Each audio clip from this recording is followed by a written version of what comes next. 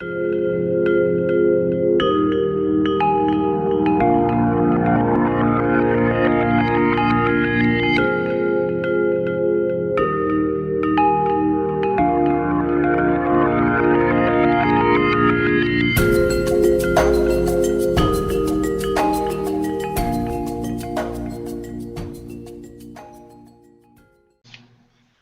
we live?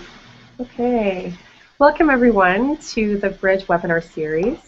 This is a webinar series brought to you by the Masters of Educational Technology program at Michigan State University. It's part of our outreach mission to highlight work that's happening here at the College of Education, but also to bring in conversation among friends of the MAET program, alumni, people who are really aligned with our purpose of working with practitioners. And we have a fantastic conversation planned today. I would like to introduce our guests.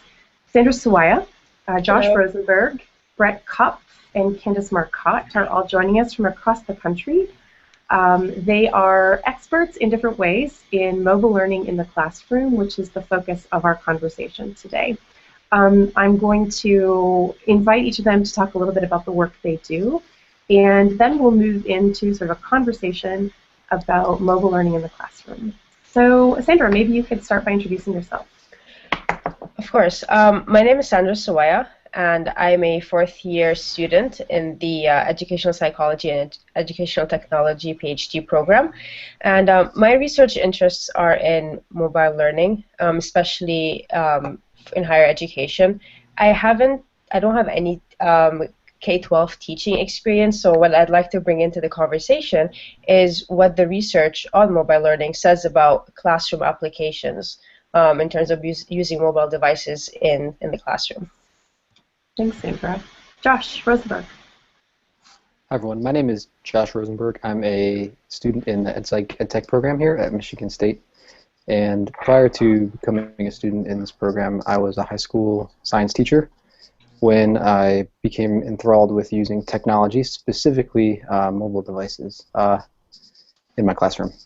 So my interests now are focused on how all students can use technology, like mobile devices, to learn. So especially disadvantaged students are a focus of my interest right now.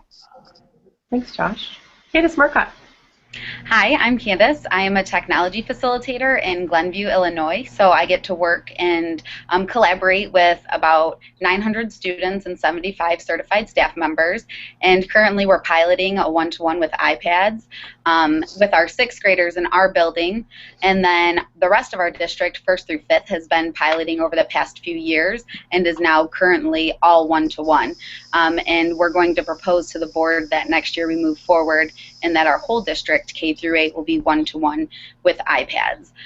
So from everything from the technical aspects of configuring devices through collaborative planning with teachers and sometimes even co-teaching, it all kind of falls to me, which is really exciting. And I'm just very curious about that culture change that occurs when you're going to a one-to-one environment and how it not only transforms your learning, but really the culture in your own building. And finally, Brett Kopf. Candace, I'm from Skokie, by the way, so we used to be neighbors. Oh, yeah. Hi, everyone. My name is Brett Kopf. I'm the co-founder and CEO of a company called Remind 101. So we make it incredibly safe and easy for teachers to communicate with their students and parents. Currently have about 15% of the teachers in the United States using our product. And the state of Michigan happens to be in our top 10 most used states. And we have about 10 million students and parents using it. And from a scale perspective, we'll send roughly 60 to 70 million messages a month. So what I hope to bring to the table is if you have any questions about how teachers are actually using mobile technology in the classroom, that's building a lot of it. And so I'm happy to talk about how they use it and also some of the cool features we're going to be building in the next 12 months. Thanks so much, Brett. It's great to have you here. And I'm Michelle Hegerman. I'm the director of the certificate programs in educational technology and online teaching and learning here at MSU. And I'm joined by my co-host, Rohit Mehta, who will be monitoring the back channel and bringing questions in from the Twitter feed. So if you're joining us just now, You can certainly follow the conversation live at bridge.educ.msu.edu. You can also follow us on Twitter at #MAETBridge. So let's get the conversation started. These are great ideas that each of you are bringing to the table. I would like to start with that question, actually, Brett. How are teachers using mobile learning in the classroom? That's a really good question. So for us specifically, we found them use Remind 101 in a few ways. The first one, go figure, is they send reminders. Anything from, hey, don't forget to study, to quizzes change next week. And the reason that it's working so well is because before our company existed, teachers would tell us that they sent kids emails, but the problem is it seems that 10, 12-year-olds don't check emails anymore. They use mobile devices to communicate. And so the information that they need to convey, whether it's a short message saying that you have a quiz change, or a coach saying that the field has changed, hey parents, the field has changed from field A to field B, it's really making an enormous impact, because what mobile technology has done is that it's figured out a way to connect teachers and students and parents. And all of us know that increased parental involvement, much higher student outcomes.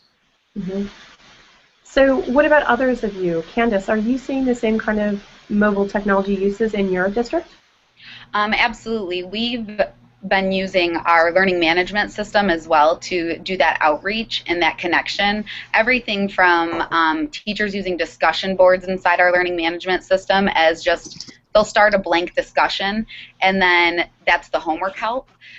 So anytime that there's a question about homework when students go home, they can just post to that discussion thread, and then other students answer and respond to them. So it's kind of taking a technology that's maybe not necessarily meant for homework help, but kind of turning it into something that's really dynamic, to where students can reach out to each other instead of, perusing Facebook and exploring what's out there. They can just go interact with their classmates and talk about learning, which is, I think, really awesome and powerful, that students want to click into that over using different social media that might take them off task. Thank you. So Sandra or Josh, either of you have perspectives? I mean, so we've had Brett's perspective from his company, Candace's perspective from her district. Do you have any research perspective to add to this question of how teachers are learning mobile devices in classrooms? Sandra, why don't you go ahead first? Sure. What's interesting from what Brett and Candace were saying is that this is what the research is saying about, there's a difference between mobile learning and then using mobile devices in support of learning. So a lot of tools or applications like Remind 101, these set up the learning process. They're like the antecedents for learning to begin. Now, in terms of the research about mobile devices and their use in the classrooms, a lot of it comes from how to design mobile learning activities. And the key premise for designing mobile learning activities, or successful mobile learning activities that both promote learning and engage students, is thinking of the mobile device as a communication device. Mobile devices, smartphones, tablets do a lot of different have a lot of different functions, but mainly they are a tool for communication, whether emailing or browsing or uploading or downloading content. And at the center of this is a theory called conversation theory, which was developed by Pask in 1975. And basically, this theory says that knowledge is constructed through conversations with others, with other individuals, and with other artifacts in the individual's surrounding contexts. So when we think of the mobile device as a communication device, there's several design considerations. Actually, there's 7 design considerations that teachers would benefit from following in order to develop these successful mobile learning activities. So, these range from things like, the first, the major one is promote enriching conversation. So using the device to collaborate with others to collaborate in order to construct knowledge, and also carrying conversations across contexts. So taking advantage of the mobility of the device and not just using it inside the classroom, but also to connect the learning that occurs inside the classroom, the types of learning that occur beyond the classroom, and to connect the classroom lessons to the students' day-to-day observations. So that's one of the the first premise, actually the first two premises of designing mobile learning activities, focusing on the device being a tool for communication, connecting classroom learning to beyond classroom learning, i.e., which the research calls seamless learning. And another big thing is creating micro interactions. So the mobile device allow for, and you can think of things like Twitter, allow for 140 characters. The smartphones have smaller displays, so creating content for the learning activities that's smaller, or bite-sized tasks, quick and simple tasks for students to accomplish. And one more thing, I guess, is something called, or a term called produce. So, which is a play on producing and consuming knowledge. So, using the mobile device for allowing students to produce content, creating learning artifacts, and at the same time consuming content. So, using the device as to access information. So these are the different design considerations, and all of these, teachers would take them into consideration and design successful mobile learning activities. Thank you. Hey, Michelle, can I jump in on that real quick? Please do, Brett, yes. Yeah, so it got me thinking. I think something that's really important for teachers to understand, especially if there's any teachers that are watching that don't believe that using technology in the classroom is a good idea. It's my belief that technology is not the answer to solve all the world's problems and solve the education system's problems. I think the role of technology, and I guess I should only speak to our company, but the role of technology is to help supplement and make teachers more efficient. And that's what we really care about, and I think it's important for other technology companies to be thinking about, is that we want to help teachers become more efficient. It's not technology that's going to be the answer to solve the problem, but when email came along, they made it really easy for teachers to be able to reach students and parents via email, and now there's all these different new technologies that are coming along. So that part is super important to understand, that for us specifically, we act as a supplement to help make the teacher more efficient using technology. Brett, you mentioned something I thought was interesting, that some teachers might not want to use technology, and I think that's definitely true. And I kind of got an interesting perspective on why at the mobile learning workshop that Sandra and I coordinated about 3 weeks ago. And we had a technology director, Elson Liu, from the Plymouth Canton School District. I think it's the 3rd or 4th largest district in Michigan. And he said his presentation was basically on confessions of technology directors. So why does my technology director do these things that make it harder for me as a teacher who, let's say, wants to integrate technology to do? I can't go to YouTube. They don't buy the right things that I want. I can't connect my device to the Wi-Fi, all these problems. And he basically said that administrators and tech directors want to avoid risk.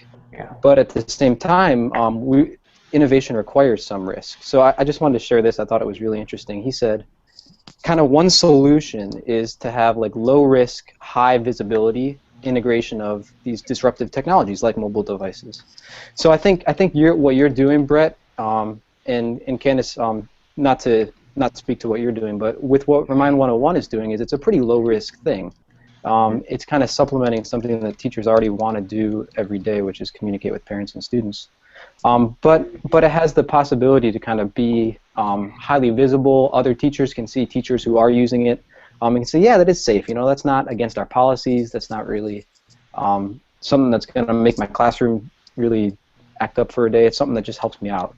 Yeah. So I thought that was really interesting, this kind of low-risk, high-visibility way to integrate these disruptive technologies like mobile devices into our Yeah, we usually see 2 reasons that teachers might be hesitant to use us. One is because they wonder if it's safe. and then once we talk to them about how the product is used, they're like, oh, okay. And the second reason is really because of efficiency. If they've never used this before, and frankly, I think a lot of the teachers are accustomed to having to use technology that takes a 20-page manual to understand how to use. And it takes too much time, and they need to be teaching and interacting with their students and interacting with their parents, and they just don't have time to do that. And so I think a lot of teachers who might be slow to adopt technology are a little bit afraid of it because they've been using such probably bad technology for so long, and they don't want to have to spend all learn how to use the new technology, when thankfully there's a lot of new technology that's coming out that's very fast and it's easy to learn. I think, too, to jump on that, technology not only helps with efficiency, but it helps us bring in that choice and voice for students. So we can do more different types of activities in the classroom, and so that creativity is speaking to so many different learners in our rooms, and it doesn't require a ton of extra materials. And when I would do centers in my classroom, I had to, bring out my Play-Doh at this center and bring out, the manipulatives at this center. And those things are all valuable, but from that point, that efficiency also is really nice, that a student has a device that can connect them to so much. But I think that also ties into that risk, because it does become scary when people are nervous about what students are looking at. So then backing it up with those classroom management and just best practices for what it looks like to have mobile devices in your classroom, I think is important. But also I think it can be intimidating, because when you're allowing for that choice, you're then reflecting on how you teach and how you assess students, which I think is really cool, because teachers then seem to focus more on the content and not the product, and they're looking at the process and the learning taking place. And that is a powerful shift to make, I think.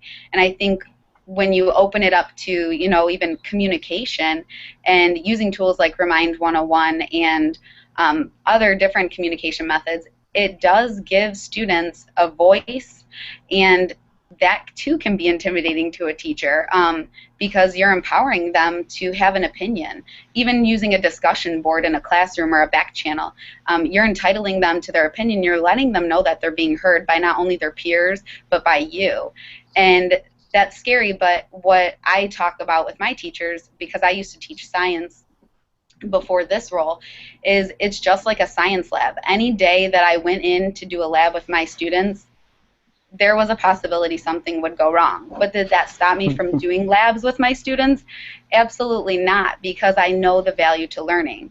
So putting it into terms that are not technology driven, I think, helps to a teacher to kind of get that comfort and ease, because everybody wants to do what's best for their students, and they want to reach as many students as possible. So taking technology out of the equation of the conversation, I think, really helps teachers to grow that comfort.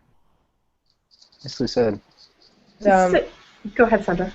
So we're talking about technology and how it just makes things easier for teachers, but also something that we can consider, and this is going back to something, Josh, you said in the beginning of this this thread of the conversation, is if we just take a step back and look at what specifically mobile devices, the different interactions that occur on mobile devices. So as I was saying earlier, these microtype interactions, so just looking at the device and seeing how we have smaller bits of information relayed on the screen. We have things like Twitter. So looking at these newer interactions that are emerging and incorporating those into learning and into teaching. So not necessarily incorporating the technology. So maybe if teachers are hesitant to incorporate, mobile devices, they can incorporate these interactions, these types of interactions, in their teaching. Mm-hmm. That's a really good idea, Sandra. What other tips or ideas would you then share with teachers or administrators in particular, right, who might be driving an agenda in a school around, the introduction, right, of mobile learning in classrooms? Sandra, you just provided a great idea there. What other ideas would you share? It doesn't have to. I mean, we talk about mobile devices in terms of typically in terms of smartphones and in terms of tablets, but if you just look at any device can be mobile, your laptop can be mobile, or you can be mobile in a context by using things like a desktop machine. So it's look at the idea of mobility from a larger sense. Look at your mobile. Students are mobile within contexts. Students are mobile even just between the ideas. So, for example, opening multiple tabs, in your browser, you're exhibiting mobility within different in different contents. So, I would suggest that for teachers and school administrators not to be locked into thinking about mobile learning specifically in terms of using smartphones or using tablets, but also borrow from the idea of how everything's on the cloud right now. You can easily sync your different documents and your Google Drive on your phone to your Google Drive on your laptop. So take advantage of this type of mobility. The mobility, your learners are participating in extracurricular activities. They're engaging in learning instances at their homes. They are mobile in different contexts. So take advantage of these things as well. That's a lot more, I think, strategic, Sandra, and kind of missional than I was thinking, and I really appreciate the kind of broad definition of mobile learning that you're coming at this with, that mobile learning can also be learning in different places, learning across contexts, and that really helps me because my thinking as a teacher now and now is like very instrumental, very technology focused with concern to mobile devices. So when Michelle asked that question, I thought about things like grouping students together who don't have, maybe 1 out of 3 students has a tablet or a phone. Maybe you have a class set of tablets, 1 out of 3. So grouping students together was kind of the very base kind of recommendation I was thinking about. Another is to use services like Remind 101 or Poll Everywhere that let students who don't have smartphones still be able to use their device in class. Google Voice is another thing where a teacher could set up a number and have students text that number something that they're searching for, maybe in outdoors. I did that with biology, or could text answers to quizzes, but things that all students can use, not just those with the smartphones that I love. Another great tool to use for like cross-platform, like last year we rolled out a BYOD in preparation for going one-to-one this year, and we used... Sorry to interject, just to make sure to bring your own device, right? BYOD, yes, bring your own device. Perfect. Yes, bring your own device. So that is a good clarification. So our students were able, once they signed off, and we did lessons with them before we rolled it out as a whole building, but they were allowed to bring in their personal device if they had it signed off, to kind of start to play with what our learning would look like this year. And we used infused learning a lot, and it's a cross-platform, and it's awesome because you can do assessments, student-paced assessments. You can do just like quick, like verbal assessment, but also the best feature of it, one of the best, is that you can push out links to your students, and then you can also push out pictures and then have them draw on that picture, or send them like a whiteboard, a blank whiteboard, and they draw and then send back. And then it's all curated for the teacher right inside of that question. And then immediately students see how everybody else interpreted that problem or that diagram or their mindset. It's also really neat because it translates the language for you. So it will do text and it will do auditory. So you can translate without any work from the teacher to whatever. I think it's 3 main languages that it does, that it translates to. But like, there are so many options with tools, but I feel like that one is really powerful for cross-platform devices, if you have to consider that. Thanks. Brett, have you got any thoughts there, tips, ideas for administration, teachers? I don't know if it's a tactical thought. There is one thing, people throw around the word mobile learning like it's no one's job. All the time. And for a long time, I kind of struggled with explaining what it is. It's kind of this like amorphous thing. And frankly, I don't know if anyone's actually been able to technically define it. And maybe someone has. Maybe one of you guys can, Sandra, maybe I know you're researching this. Maybe you know. Hashtag MAET Bridge if anybody's got a definition. Put it out there. Yeah. But I guess what I would say is, as a teacher or as an administrator, try to functionally define the problem that you are having. If it is a problem with communication, and you can use Remind 101, or you can use whatever other communication service that exists. If you have a polling issue, then maybe you're using something like Infused Learning. So there's just so many technology platforms and tools that exist. You could probably go crazy trying to find it. So figure out the problems that you have, and then use your PLN and your network, with your personal learning network, to source what products exist to solve your problems. I would ask if that makes sense, but I don't know if anyone, obviously you guys can't respond. So okay, cool. Can you say a little more about, you used the word functional. I thought that was a really important word to use that kind of got at the heart of what you were saying about focus on the problems you have rather than the resources or tools you have. Can you say a little bit more about that, the functional? Yeah, I mean, what I mean tactically by it is if you have a problem of students not doing their homework because every day they come back and say, oh, I don't know if they had the homework, your problem is not being able to convey information to your students in a really efficient way. And so the functional way to solve that problem is to find a product or a tool that can help solve that communication issue. And obviously I'm in the realm of communication, so I keep talking about our company. I apologize. This isn't a self-promoting thing. So that's kind of what I mean by it. Just like being able to really define the problem that you're having and then figuring out what technology you can use to solve it. Does that answer your question, Josh? That's perfect. That makes a lot of sense to me. And that corresponds with a lot of what we talk about in our technology and leadership course here in the MAET program. That we call that missional thinking, focusing on what are our goals for students in our schools, what are our goals for our communities, rather than thinking about like how can we use these technologies. Thanks for clarifying that, though. And this goes back to your question, Brett, about what is mobile learning. I've always had a problem with the term mobile learning because it suggests that it's an end in itself, whereas I would much prefer the term learning using mobile devices. That makes more sense in terms of what you were saying, in terms of using the device as a medium for learning to occur rather than well said. That's a good way to put it, a medium. Yeah, exactly. And the kind of thinking, it just occurred to me too, Brett, as you were talking, that's the kind of decision making that teachers have to make in classrooms every moment of every day, right? So what is the problem that we're addressing right now in this moment related to the learning goals of this day, of this week, of this semester, of this school year?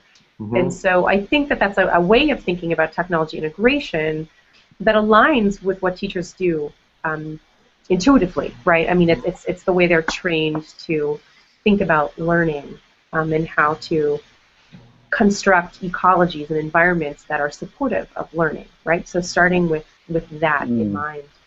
Yeah, Michelle, and step one is defining the problem. So if you're able to reach them, noticing it, identifying it, defining it, exactly. Yeah, well but the step two is then once you define the problem, you need to then source whatever technology exists to solve it. And what we've seen, Twitter and using the PLN, excuse me, I'm dyslexic, so things are backwards. The PLN is a great network to be able to find the technologies to help solve those problems. Because like teachers are busy, and there's so many K-12 teachers using Twitter right now. So that's what we've seen most of our teachers use to find different technologies. So I've got a question for all of you, and I mean, whoever wants to jump in, jump in. But one of the things I'm thinking about is how teachers can know that the mobile technologies that they've integrated into their classroom instruction have in fact been supportive of learning. What ideas, thoughts, tips, strategies would each of you offer that would enable teachers to understand that very central mission of their work, understanding if it's worked, Could you repeat the last part? We lost you for a while. Yeah, absolutely. So just to restate my question, how could teachers assess or evaluate that the integration of a technology tool has in fact been supportive of the learning goals that they had set for their students? This year, with going one-to-one and every student in our 6th grade having a device, and I think it actually addresses a little bit of the last question too. From an administrative standpoint, we really wanted a vision to help guide the teachers and to be very transparent about what our vision was. So we use TPAC as a huge part of conversation for moving our teachers forward, and I feel like that is a great way to not only start and focus on that instructional outcome and the learning taking place, but then to come back around to it at the end and say, did I meet my goals? And how was this a different experience from if I did not use a technology in this case? And I think that that's a great framework for having those conversations that really ultimately focus on the learning taking place in that subject matter, and don't take it away from all of the other things that happened in your classroom that day, but to really focus on that instruction and to reflect on the process as a whole. Josh, did you have any thoughts? Back to the workshop on mobile learning Sandra and I helped to put together a couple weeks ago. The topic I presented on was something that I was interested in as a teacher, which was action research.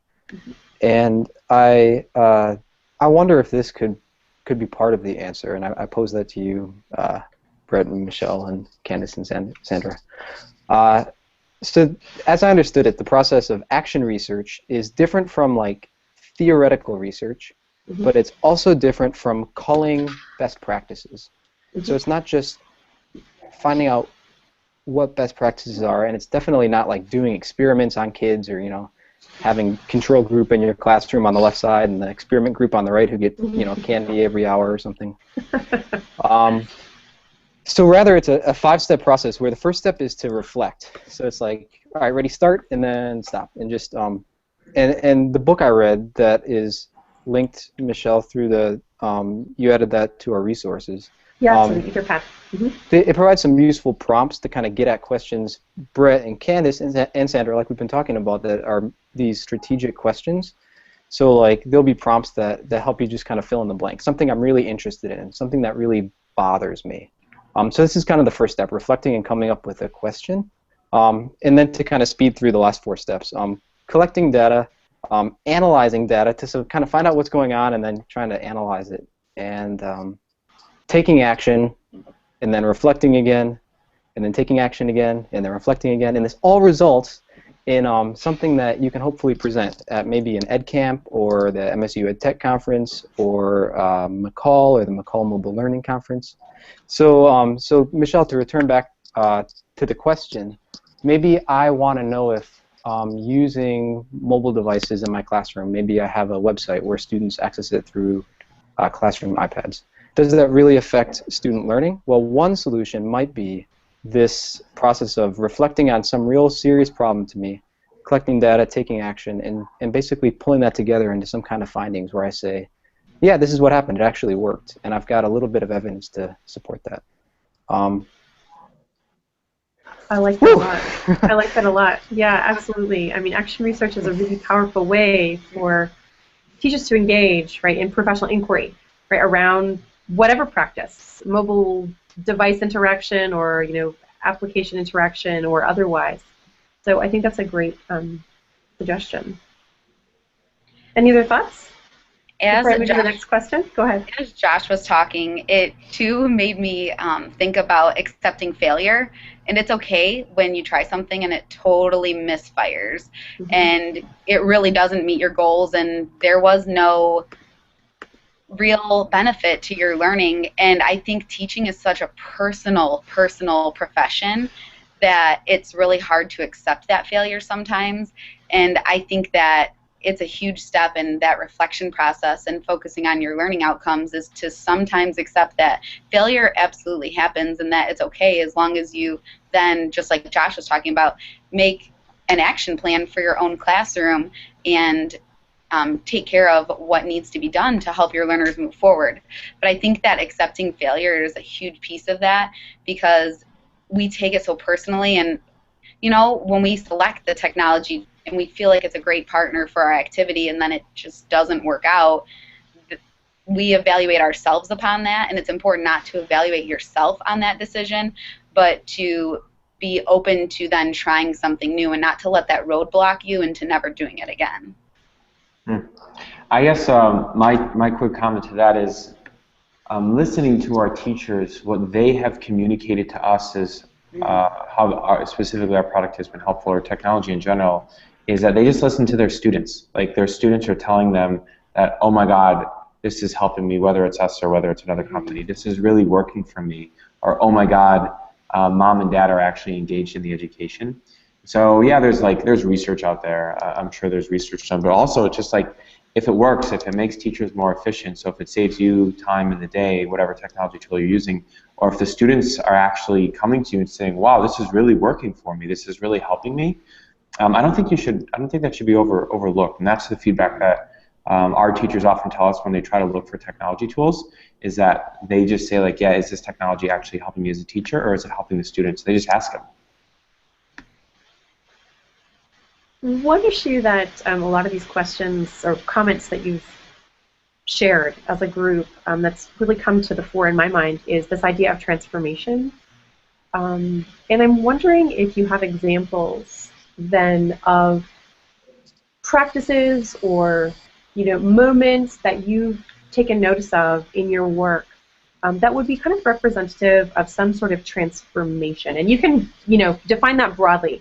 But I mean, within this sort of idea of the integration of a mobile device or a mobile technology into the classroom, what examples could you share with teachers that might kind of inspire them to try, or to fail and try again? And I put that out there to the panel. Whoever would like to answer that one, go ahead.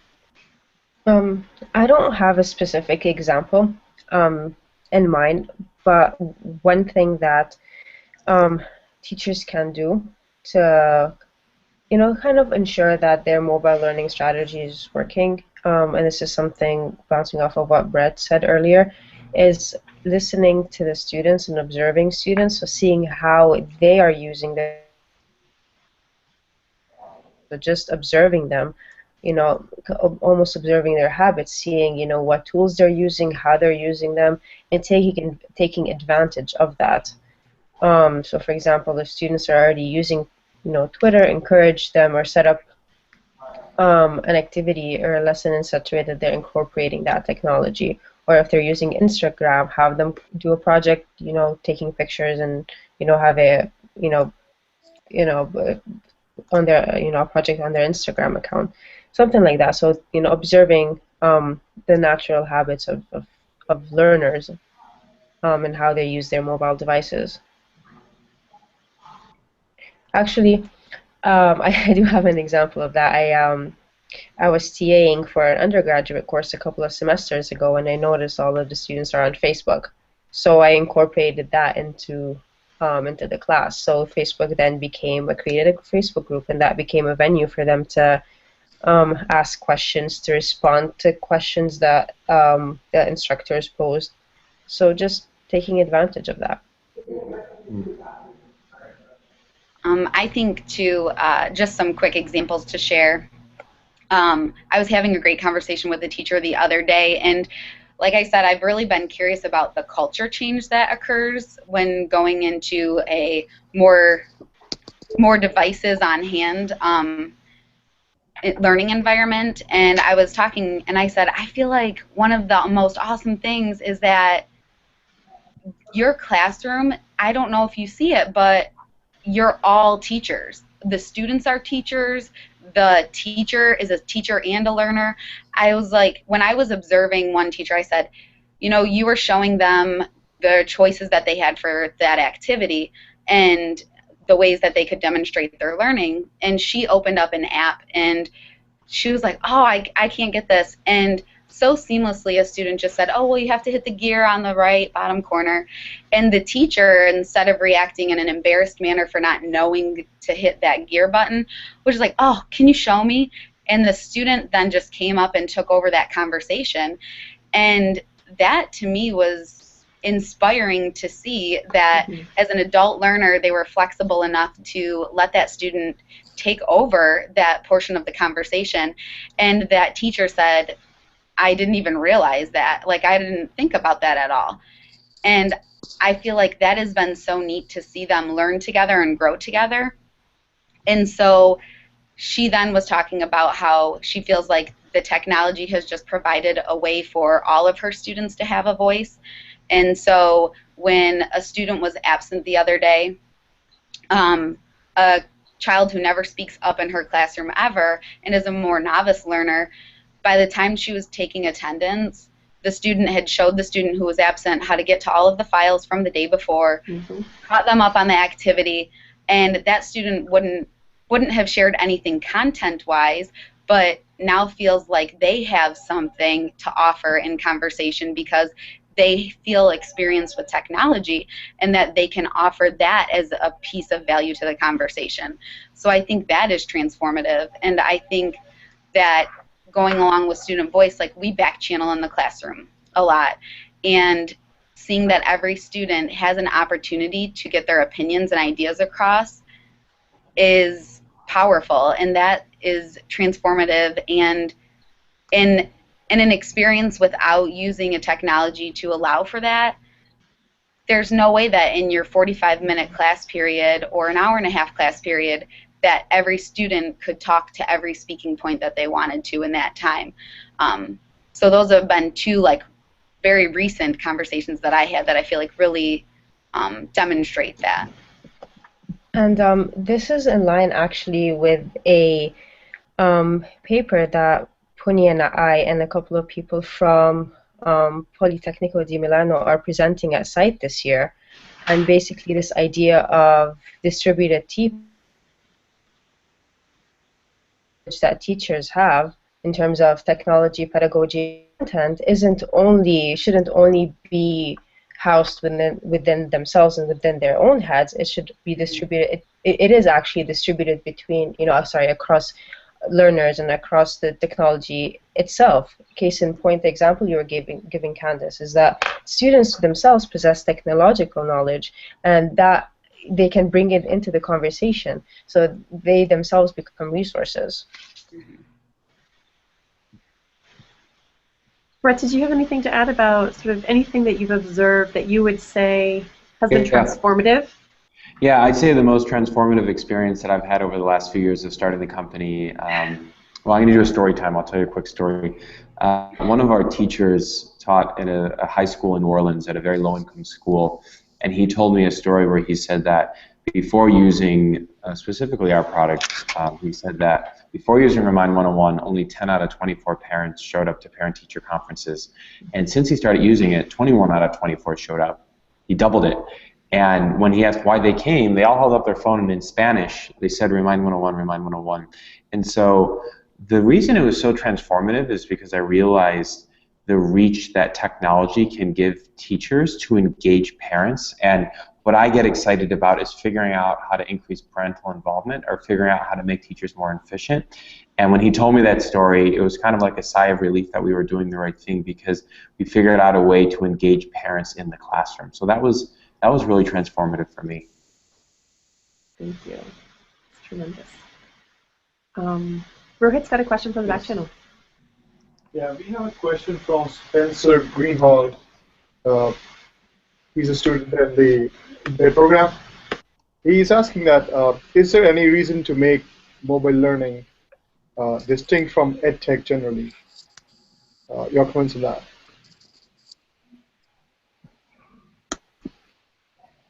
What do you think?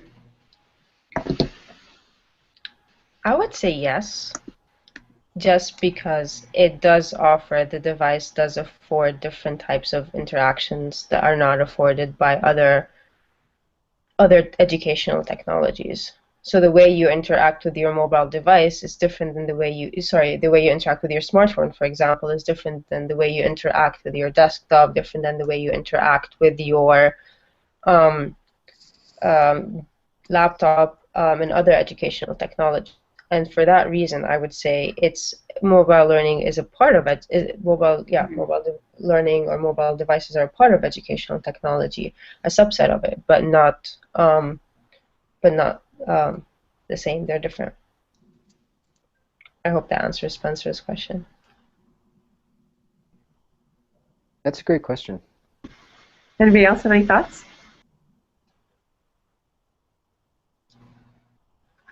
All right, well, I'm going to go ahead, sorry. Oh, yeah, just it seems like the danger might be in defining it a little bit too specifically. So if we say mobile learning is about it's about learning at home, that's clearly not how we're talking about it. Or if we said mobile learning is learning with a mobile device, either of those definitions would seem to not really quite capture maybe some social elements or capture the other, like in the case of just looking at it as a device, you miss the mobility that we also are thinking about when we use the term. Or if you talk just about the mobility, you kind of miss the power of these devices because they are unique, as Sandra said, as communication devices. So it seems like I'm kind of with Brett in that I would like to catch up on some definitions because it is pretty broad, but I wonder if the risk is in defining it too narrowly rather than too broadly, maybe. Or at least that's just one thought I had. Not a risk necessarily. We have another question from Brian J. Arnold. He's asking that is technology teacher-centric or student-centric in this case? Who benefits most from this? So, oh, sorry. Were you going to go, Candace? Nope, you're good. Go for it. Okay. So I will only speak from our perspective. We build technology for teachers, and they are the direct people we build things for, and it then inherently helps students and parents. So for us, we're a very teacher-centered focused company where we think that if we can enable teachers, it could then have an enormous impact on students. Some other companies may think that if they build products directly for students, then it can just have an enormous impact on helping their learning. But for us specifically, and I can only speak to us, we are super teacher-centric. And in the hopes, obviously, that if we make the teacher more efficient and enable the teacher, then it will therefore allow them to help students and parents. And dare I say, I think it's a little bit of both. Because like if you talk about Google scripting, for example, and if I as a teacher can make my life easier and workflow easier and plug in some Google scripts so that my students are getting faster feedback and that I'm able to communicate with them, then that is a very student-centric environment because I'm able to apply and give my students the feedback that they need for growth. But it also is teacher-centric because it's helping me with my efficiency in enabling me to do that for my students better. So I think it's a little bit of both. And I think some technologies weigh more on either the student or teacher side. But I think if you have that marriage, even with Remind 101, ultimately you are engaging students. So even though the lens might not be student-centric, you're eventually getting that as well because you're engaging those students and communicating with them and bringing them in. I should clarify, by the way, that we do deeply care about helping students. At the end of the day, that's why we're doing this. But we believe that the best way to do that is by first helping teachers. Right. Thank you. Okay, so actually on that point, okay, so I want to get to a question that we ask all Bridge participants in a second, and it's kind of a fun question. I also do want to kind of do a round where, okay, so imagine you are talking to, the teacher or the administrator or the tech director in a school or a district that's still kind of on the fence, right, about integration of mobile devices in classrooms potentially for logistical reasons, for budgetary issues, right? So imagine all of this sort of that scenario. they're kind of nervous about it. And we've talked a little bit about that fear factor already. I guess what I'd like to ask is, what one recommendation or tip would you offer about mobile devices and mobile learning that would convince someone like this to take the leap? We'll start with Brett. I would tell them to talk to teachers who are doing it. Mm-hmm. Love it. Yeah. Candace? I would agree. I would say extend a hand so that you can see, but also inviting them into spaces where it's happening. I think seeing it in real life makes a difference from hearing about it even. So I'd invite them on in and let them see what it looks like in action. Love it. Josh? This is so boring, Candace. I'm thinking start with something that's low risk and small. So if we're looking at it from a tech director's perspective, consider a loose policy rather than a tight policy. Another thing I borrowed from Elson. So find ways to provide some wiggle room, either for administrators or teachers. And Elson also said for teachers, focus on the interests rather than the policies of administrators. So if you're a technology coordinator or a teacher, we need to obviously respect the policy. We're not going to go rogue in room 116, but align your yeah, maybe a little. We are talking about MAET. Yeah, no. Of course. So align yourself with the interests, and the way Elson highlighted to do that was low risk but high visibility. Make a lot of noise, but really nothing bad's gonna happen as a result of what you're doing. Mm-hmm. Thank you, Josh. That's really thoughtful. Sandra? You guys gave great suggestions. I would say so the literature talks about the pervasiveness of mobile devices. They're everywhere. It's inevitable. Everyone has a smartphone or a cell phone in their pockets nowadays, even students. So take advantage of the powerful learning tools that students have. That's great. That's great. Actually, what you said there, Sandra, really, the first paper that I read on this topic, like years ago now, was called Pockets of Potential, and it was, I think, authored right through the Joan Gans Cooney Center. It was a white paper, and that's exactly, the message, right? It was pockets of potential, and the idea there was to take advantage of it. All right, so we've just got a few minutes left, but I would love to also go around the panel, and for each of you to just tell us what makes you happy about the work that you do. What is it that inspires you? What is it that you love about the work you do around mobile devices and mobile learning? Sandra, do you want to start first since you had to go last time? Sure. What really makes me happy and excites me is the potential for mobile devices in terms of advancing either classroom learning and classroom teaching, or even just lifelong learning. So, Josh? I'm thinking about what my students would do outside of school on their own, and finding ways to integrate that into what we do in schools. So taking advantage of students' interests in incredible capabilities and leveraging them in our classrooms. Amazing. Candace?